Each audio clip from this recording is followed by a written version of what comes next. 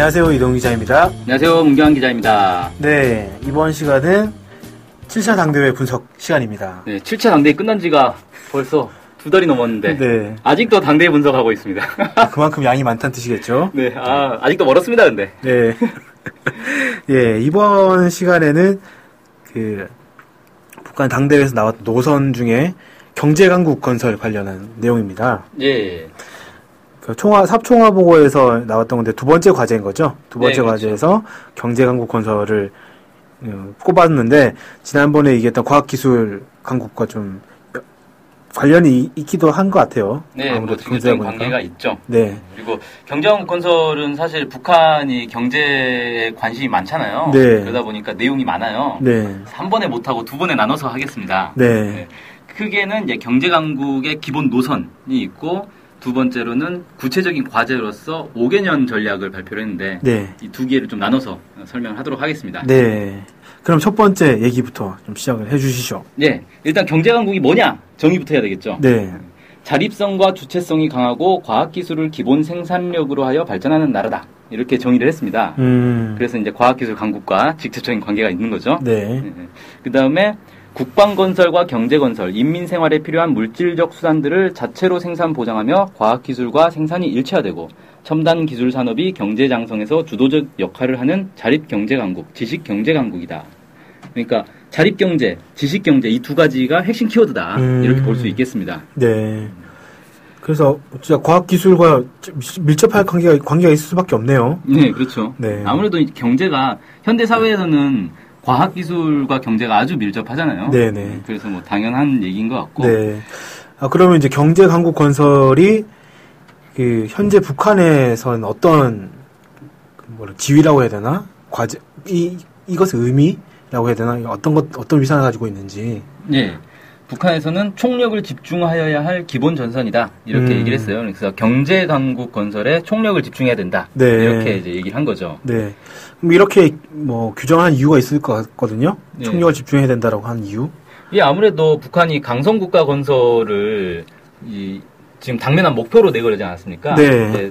강성국가 건설의 기본 내용이 정치군사 강국, 경제강국, 과학기술 강국, 문화강국 이렇게 다양하게 있는데 이 중에서 이제 정치군사 강국은 이런데 북한에서 이제 가장 좀 잘 안 됐다라고 볼 수 있는 게 경제 부문이거든요. 네. 그러다 보니까 경제 부문에 좀 총력을 기울여야 된다 이렇게 보고 있는 것 같고 지금 보면 이제 평가도 나와요. 이 부분에서 지금 당면에서 경제강국 건설이 지금 어느 정도 수준에 있는가 얘기를 어떻게 하냐면 아직 응당한 높이에 이르지 못했다 이렇게 해서 경제 형편이 아직은 부족하다 이렇게 좀 비판적으로 평가를 했고 구체적으로 뭐라고 했냐면 경제 전반을 놓고 볼 때 첨단 수준에 올라선 부문이 있는가 하면 어떤 부문은 한심하게 뒤떨어져 있으며 인민경제 부문들 사이 균형이 제대로 보장되지 않고 선행 부문이 앞서 나가지 못하여 나라의 경제 발전에 지장을 주고 있다.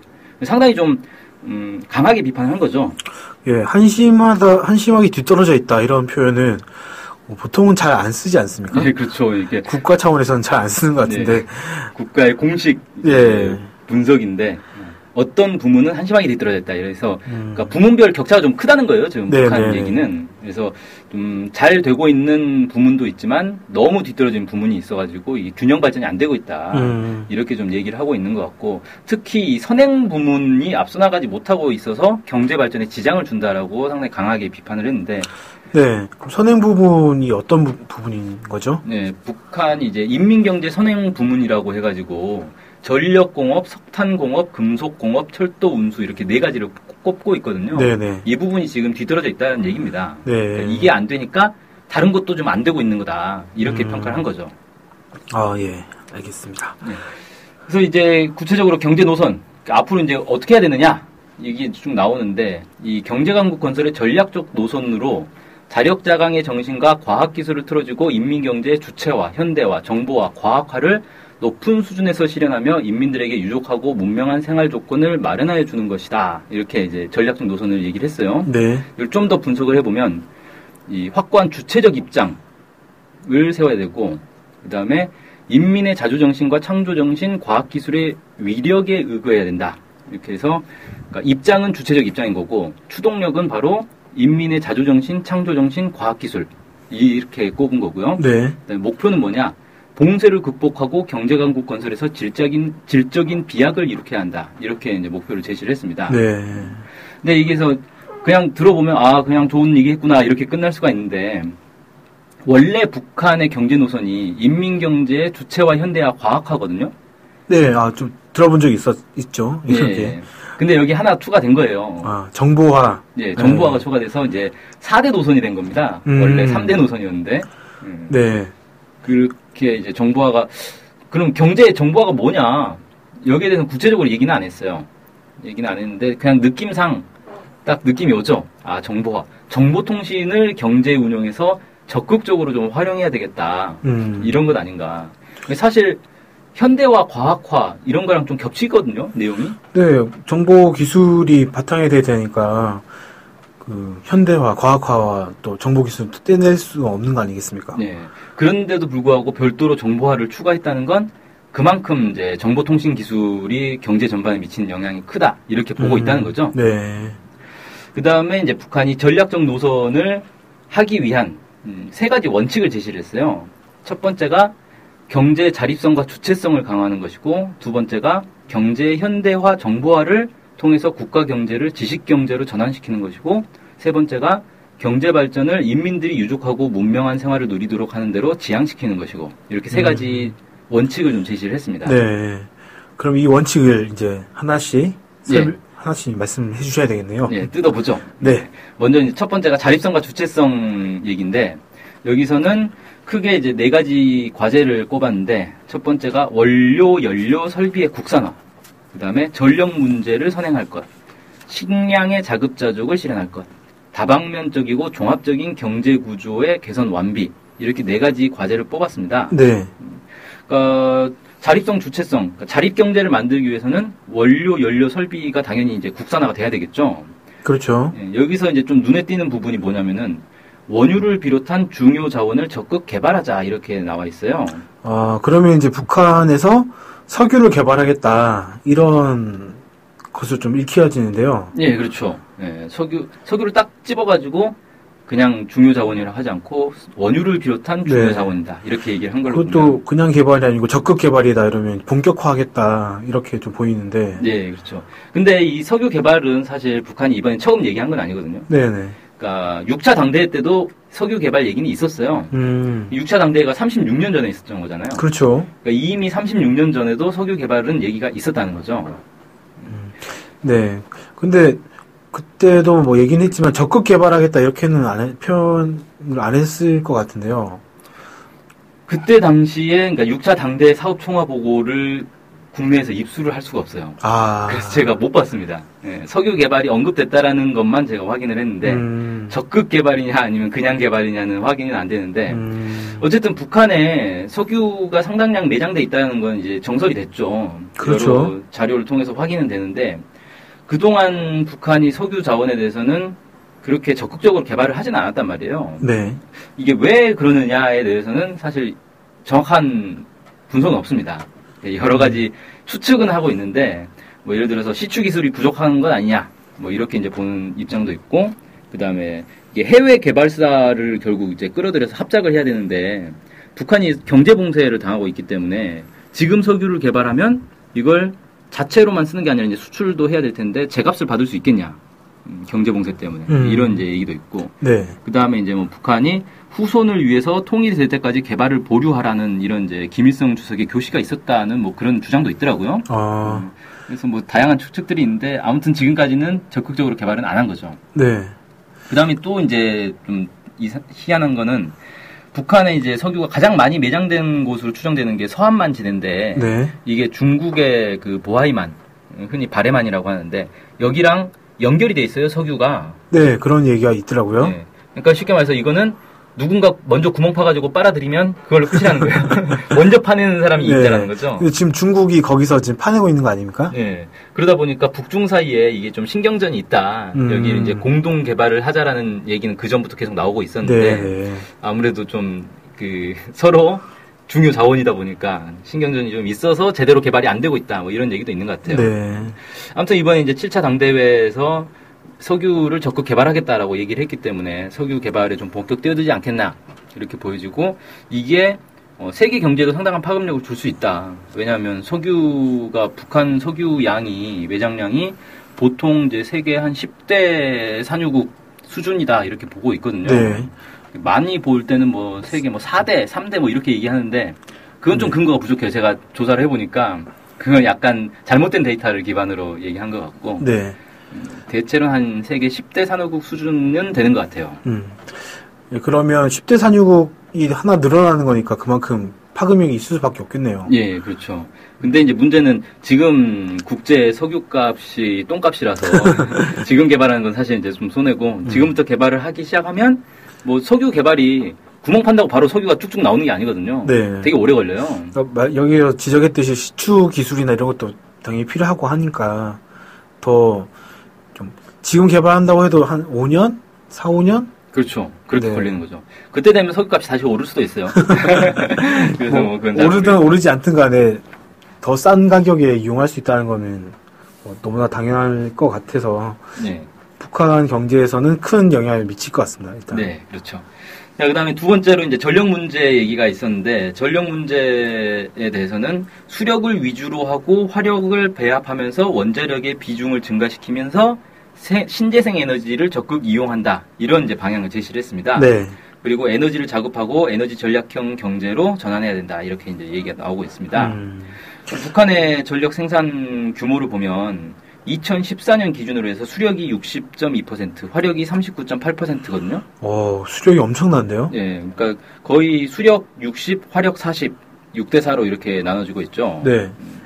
그 다음에 이제 핵발전은 실제로 이루어지고 있단 말이에요, 지금. 네. 그 다음에 이제 신재생 에너지도 최근에 많이 이제 각광을 받고 있잖아요. 네. 근데 이 통계를 보면 수력과 화력이 그냥 6대 4로 다 차지하고 있어서 이 통계 자료가 그렇게 신빙성 있지는 않습니다. 통계청 자료인 거죠? 예, 이게 이제 국내 통계청 자료인데 어쨌든 근데 수력이 압도적인 거 맞아요. 네. 북한의 이제 발전에서는 수력이 압도적이고 그래서 이제 전력 문제에서도 수력을 위주로 해야 된다라는 얘기가 이제 계속 나오고 있는 거죠. 자, 이제 그러니까 이게 한국하고 비교해 보면 한국은 화력 발전이 65.6%거든요. 어우. 그 화력 발전이 압도적이에요. 생각보다 많네요. 예. 그다음에 이제 핵 발전이 30%고 신재생 에너지가 2.9%, 수력은 1.5%. 그래서 한국은 사실 수력 발전은 거의 안 하고 있는 거예요. 네. 근데 4대강 왜? 4대강은 수력 발전하고 관계가 없는 거죠. 아, 예. 그래서 한국하고 비교해봐도 북한은 이제 수력 발전이 거의 압도적이다. 진짜 수력이 엄청나게 많다라는 느낌을 딱 받게 되네요. 비교를 해보니까. 네, 그렇죠. 네. 근데 여기서 이제 좀 인상적인 건 핵발전소를 계속 늘려나가겠다라고 했단 말이에요. 아, 예. 그래서 원자력의 비중을 계속 높이겠다라고 하는 건데, 어쨌든 북한이 경제건설, 핵무력 건설, 병진 노선을 하고 있기 때문에 핵무력 건설이라는 게 결국 핵 기술을 계속 발전시킨다는 건데, 이게 이제 무기로 치면 핵무기가 개발되는 거지만, 민간 경제로 놓고 보면 핵발전의 기술도 늘어나는 거니까, 그래서 이제 핵발전소를 계속 늘려나가야 한다. 이렇게 얘기한 게 아닌가 싶습니다. 네. 뭐 이제 핵발전 사고와 관련해서는 국내에서는 논란 좀 있잖아요. 그렇죠. 네, 뭐 이제 반대한다라는 여론이 많죠. 방사능 위험 이게 이제 좀 심각한 건데 어쨌든 현실적으로 놓고 보면 핵발전이 또 이 전력 생산에서는 아직까지는 대안이 될 수밖에 없다는 그런 분석도 있어요. 왜 그러냐면 핵발전을 제외하면 이제 신재생 에너지로 해야 되는데. 신재생 에너지는 아직까지는 이제 산업에 충분히 필요한 만큼 생산을 하기는 어렵거든요.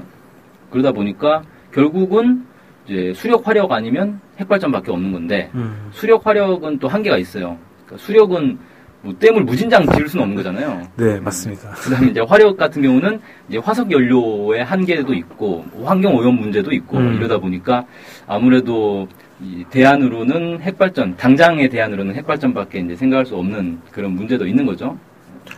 네. 네, 아무튼 그렇고 그다음에 이제 신재생 에너지도 적극 이용해야 된다 이런 얘기 나오고 있는데 이거는 북한이 이미 이제 몇 년 전부터 상당히 집중하고 있죠. 네. 특히 이제 태양광 발전의 비중이 높아요. 그래서 태양광 전지를 이용한 버스, 여객선 뭐 이런 것도 좀 만들고 있고 최근에 어떤 이제 보도에 따르면은 북한에서는 약 10만 가구가 태양광 전지를 이용하고 있다 뭐 이런 이제 보도도 있더라고요. 네, 실제로 태양광뿐만이 아니라 뭐 풍력 발전이라든지 뭐 파도를 이용하는 거라든지 이런 것들도 만들고 있다. 이런 보도도 있죠. 네, 그렇죠. 근데 아무래도 이런 것들이 대용량의 전기를 생산하지는 못하거든요. 아직까지는. 네, 그렇죠. 그래서 산업에서 사용하기에는 아무래도 이제 수력이나 핵발전 뭐 이런 것들 위주고 되고, 그다음에 이제 태양광 발전이나 화력 발전 이런 거는 이제 소규모 전력을 사용하는 도심지 이런 데서 이제 많이 사용하지 않겠나 이렇게 좀 생각이 되네요. 네. 네.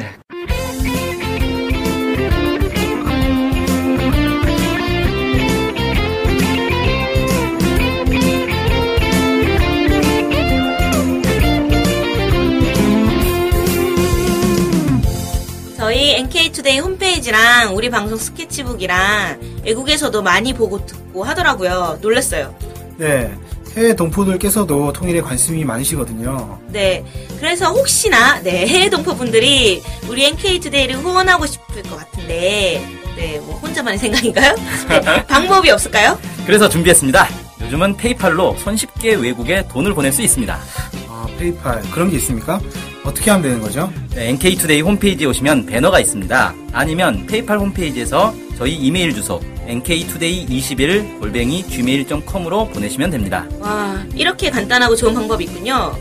해외 동포 여러분들의 많은 후원 부탁드립니다.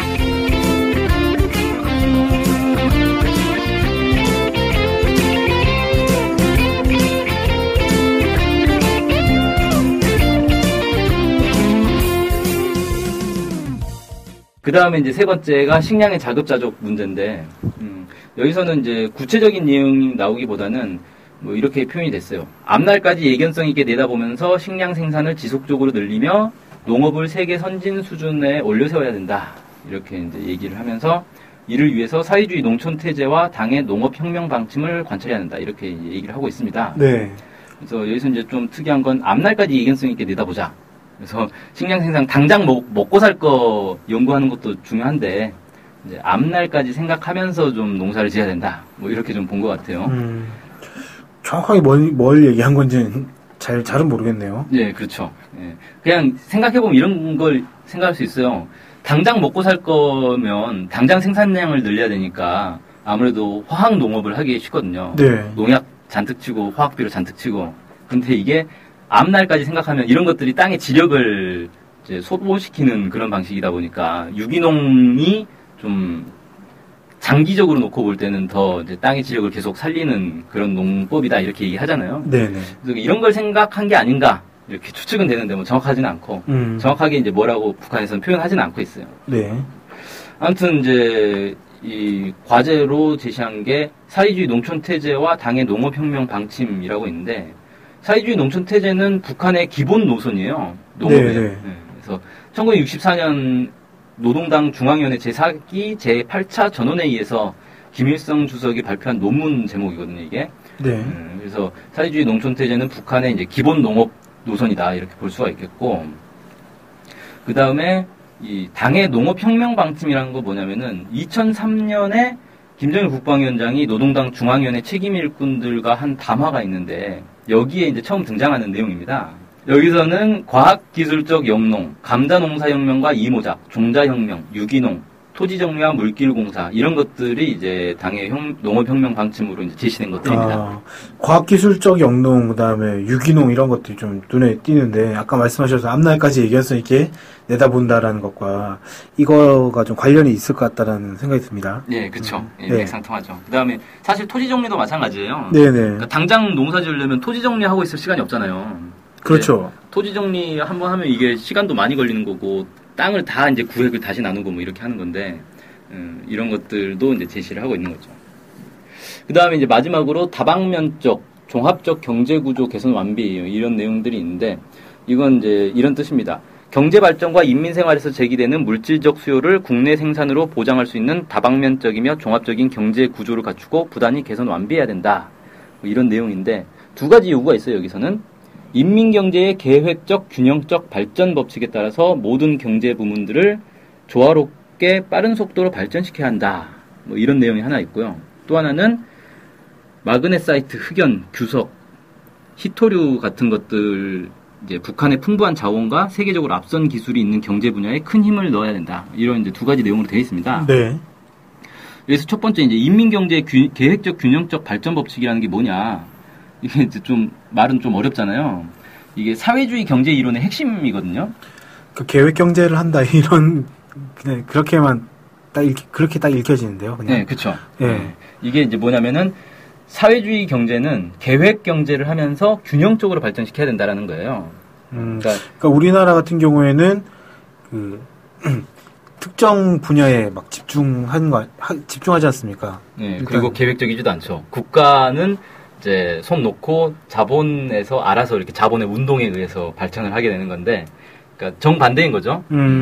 계획 경제를 하고 균형 경제를 하고, 이게 사실은 근데 사회주의 경제 이론에서는 상당한 논란이 있는 내용입니다. 뭐냐면은 계획 경제가 우선이냐 균형 경제가 우선이냐.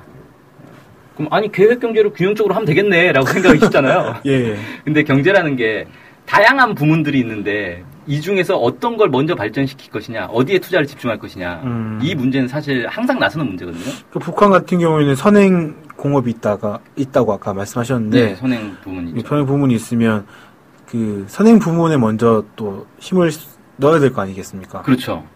그러다 보면 또 이제 균형 발전이 안 되죠. 네. 그래서 이 둘의 조화를 맞추는 게 상당히 어려운 문제예요. 네. 그래서 여러 이제 학자들이 북한 경제를 이제 쭉 분석을 하면서 이 계획성을 앞세우는 시기와 균형성을 앞세우는 시기가 이렇게 번갈아가면서 나타난다. 뭐 이런 얘기도 있고 그런데 아무튼 네. 북한에서는 계획적이고 균형적인 발전을 어떻게 잘 조화를 맞출 것이냐 이런 것들 상당히 이제 신경을 쓰고 있는 것 같습니다. 네. 그 다음에 이제 두 번째 얘기했던 게 북한에서 이제 자신들의 풍부한 자원을 이제 꼽았는데 마그네사이트, 흑연, 히토류 이런 것들은 기존에 이제 이미 알려져 있단 말이에요. 네. 특히 마그네사이트 같은 경우는 뭐 세계적이다 뭐 이렇게 알려져 있는데 네네. 이게 좀 특이한 게 규석 얘기가 나왔어요. 규석이 5,277만 톤이 매장돼 있다 이렇게 흔히 이제 그 보고가 돼 있는데 네. 이 정도면 많은 규모는 아니에요 사실. 아 그렇습니까? 네, 국내에도 이 정도는 매장돼 있어요.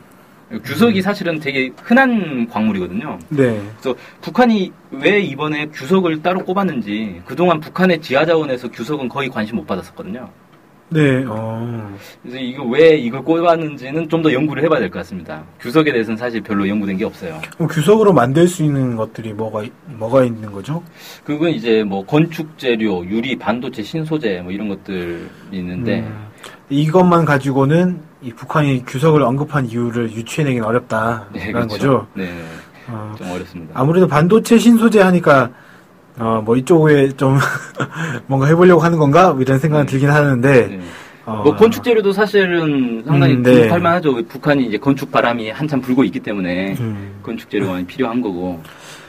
그렇지만 어쨌든 이것만 가지고는 뭔가를 얘기하기는 좀 어려운 상태네요. 네, 그렇습니다. 네. 네. 그렇게 해서 이제 그 북한의 자립성과 주체성에 대한 얘기를 이 정도로 정리하고요. 네. 두 번째 원칙이 현대화 정보였어요. 네. 그래서 북한 경제를 이제 지식 경제로 만들어야 된다 이렇게 얘기를 하고 있습니다. 그래서 전략적 목표는 이렇게 잡고 있어요. 모든 생산 공정을 자동화, 지능화하고 공장 기업소들을 무인화하는 것 이게 이제 목표라고 합니다. 그러니까 생산 공정을 사람 손이 안 가게 알아서 그냥 척척척 만드는 그런 식으로 이제 가겠다 이런 거죠. 근데 이렇게 되면은 북한의 노동자들은 뭐 하죠? 네, 이제 놀아야죠. 그런 겁니까? 네, 자동으로 일을 해주니까 놀아야겠죠.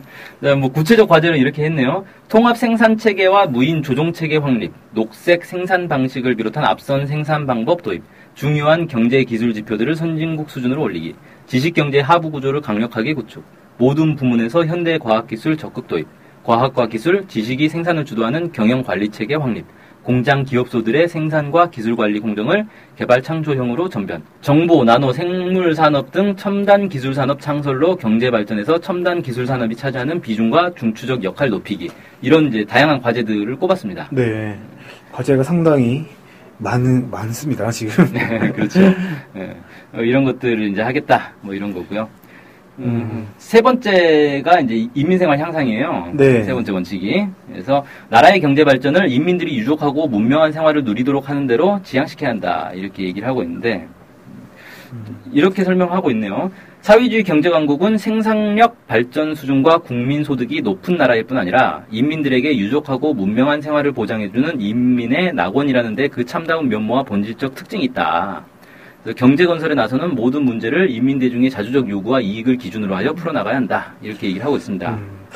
그 경제 강국의 이 내용이 경제도 있지만 또 문명과도 연결이 되는 느낌을 받네요. 네, 그렇죠. 아무래도 경제가 발전하면 문명 수준도 이제 올라가겠죠. 그러니까 과학 기술과 경제와 문명이 뭔가 좀 하나로 연결되는 네. 이런 느낌을 받고 있습니다. 네.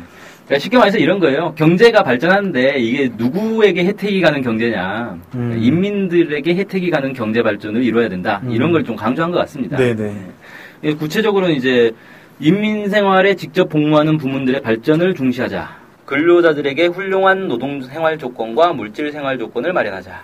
당과 국가의 인민적 시책을 확대하여 인민 생활을 끊없이 향상시키자. 뭐 이런 내용으로 되어 있습니다. 네. 쉽게 말해서 농업, 경공업, 서비스업 이런 이제 인민 생활에 직접 연결된 것들을 좀 많이 발전시키고 복지 수준도 향상시키고 뭐 이런 얘기인 것 같습니다. 근데 이렇게만 딱 하면은 너무 당연한 얘기 아닌가라는 생각이 딱 드는데요. 네, 그렇죠. 네. 뭐 좋은 얘기 그냥 했다. 네. 이렇게 정리할 수도 있겠는데 아까 제가 이제 그 계획 경제, 균형 경제 얘기를 했었잖아요. 네. 그 측면에서도 좀 볼 필요는 있을 것 같아요.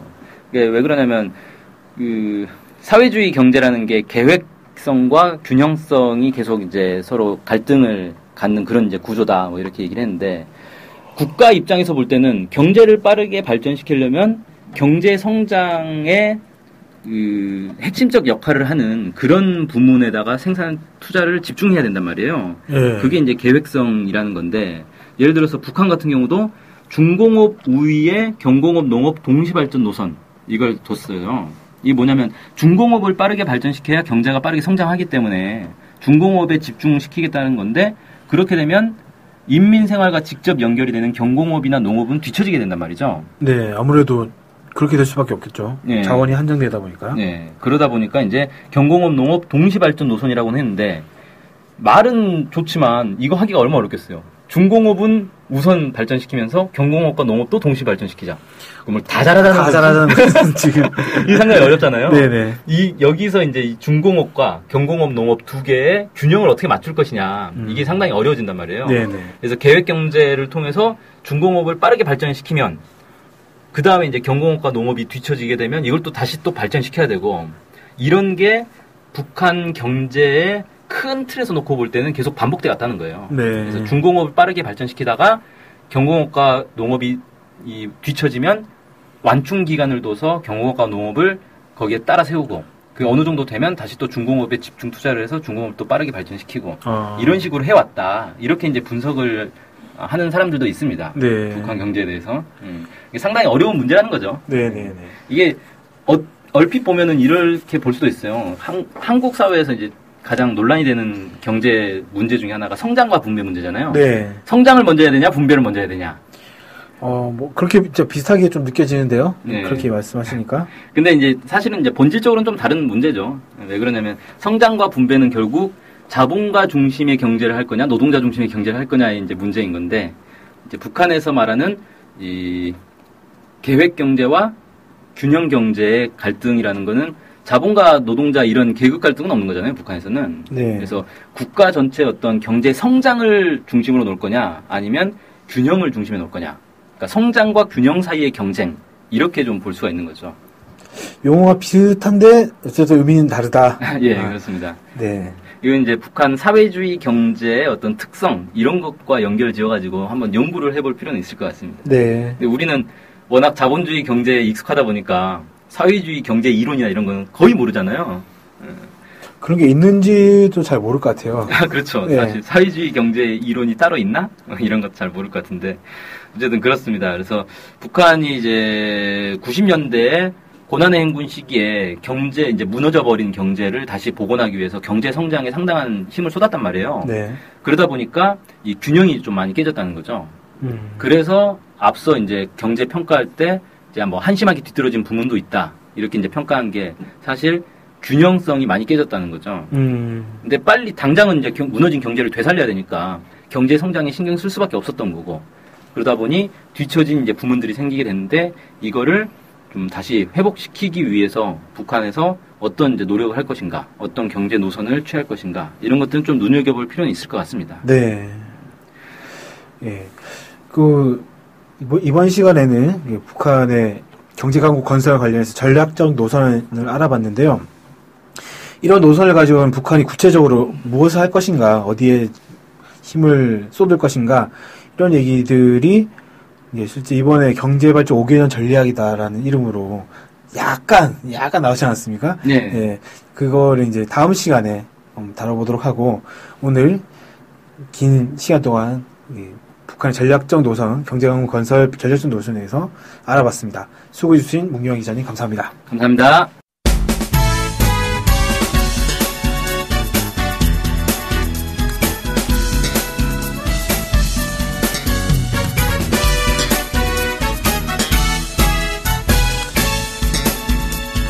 라면 좋아하세요?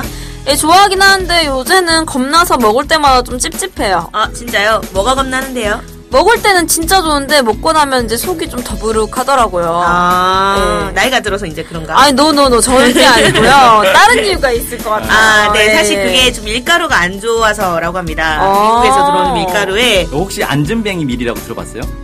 아니요, 그 안진뱅이라 그래서 탁 땡기진 않은데 밀이면 다 똑같은 종류 아닌가요? 밀에도 종류가 많습니다. 원래 한반도에 기원전 200년부터 있던 밀 종자가 안진뱅이 밀인데요. 아, 토종밀. 네, 이게 일제강점기 때 일본으로 갔다가 다시 미국으로 건너가 개량된 게 지금 우리가 먹는 미국산 밀이에요. 우와. 그러면 이거는 거의 그거네요? 할아버지 밀? 원조 밀을. 네. 근데 이제 그럼 미국산 밀이 원래 우리 거였던 거예요? 정확히 말하면 우리 밀을 개량한 거죠. 아. 근데 원래 우리 밀을 아직도 키우는 분들이 있습니다. 한국 사람이면 이 한국밀, 토종밀이 더 몸에 잘 받을 것 같은데요. 그렇죠. 이 안진뱅이 밀로 만든 라면이 있는데 저도 먹어보니 속이 불편하지 않더라고요. 근데 왠지 좀 맛이 없을 것 같아요. 저도 그런 선입견이 있었는데 맛은 일반 시중 라면에 비해 전혀 밀리지 않습니다. 그 어느 정도 급인가요? 요즘 유행하는 진짬뽕 급인가요? 아, 짬뽕 라면은 아니고 그냥 일반 라면인데 신라면과는 뭐 대등하다. 그 그건 정도면 괜찮네요. 괜찮죠. 그러면 네. 좀 가격이 비쌀 것 같아요. 한 박스에 20개가 들었는데 32,000원입니다. 개당 1,600원 꼴인 것 같은데요. 아무래도 우리밀 라면이니까 건강을 생각해서 좀 비싼 라면 먹는다고 생각하시면 될 것 같고, 사실상 풀무원에서 나오는 안튀김면? 네, 그 가격이랑 비슷한 것 같아요. 네네. 그러면 근데 이제 이거 이름은 뭘까요? 네, 토종밀 안진뱅이밀 라면입니다. 주문은 NK투데이로 해주시면 됩니다. 전화번호는 070-4234-0501. 휴대폰은 010-7561-0615. 네, 이메일은 nktoday21@gmail.com입니다. 입금 계좌는 농협 302-1037-8710-41 예금주 김영경. 김연경이 누구신가요? 저희 사무국장입니다. NK투데이가 추천하는 토종밀 안진뱅이밀 라면 바로 주문해보세요. 저도 주문하러 갑니다. 고고씨.